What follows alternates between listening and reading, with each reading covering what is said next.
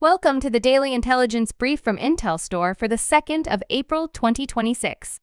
In today's top renewable energy news, TotalEnergies and Masdar have signed a binding agreement to form a $2.2 billion joint venture, owned 50-50. Their intent is to merge their onshore renewable activities across 9 countries in Asia. The company said the JV will combine assets of comparable value, creating a portfolio of 3 gigawatts of operational capacity and 6 gigawatts in advanced development. The assets under development are expected to be operational by 2030. The platform will serve as their sole vehicle for developing, building, owning, and operating onshore solar, wind, and battery storage projects in Azerbaijan, Indonesia, Japan, Kazakhstan, Malaysia, the Philippines, Singapore, South Korea, and Uzbekistan. Oregonians have one more month to weigh in on the future of floating offshore wind energy in the state, including a path forward that would abandon the effort for now. State officials extended the deadline to submit comments on the Oregon offshore wind energy roadmap from April 3rd to April 27th before it goes to state lawmakers to inform energy policy proposals that could come up during the long legislative session in 2027.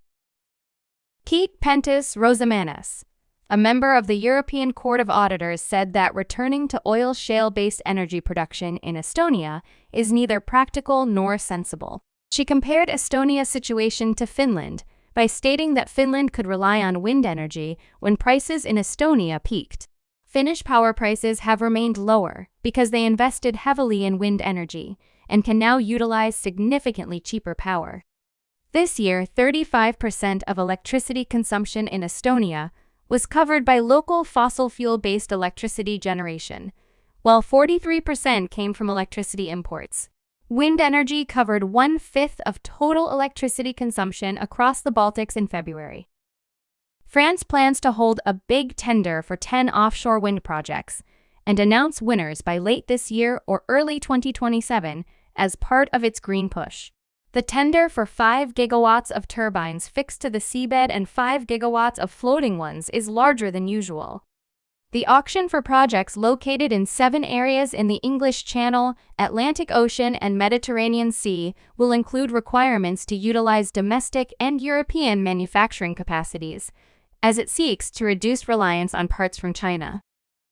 In January 2026, Portugal generated 80.7% of its electricity from renewable sources. That represents its strongest performance since April 2025.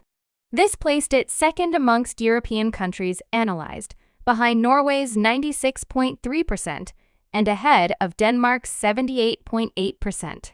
Hydro led the way at 36.8% of the generation. Wind energy was 35.2%, while solar contributed a further 4.4%.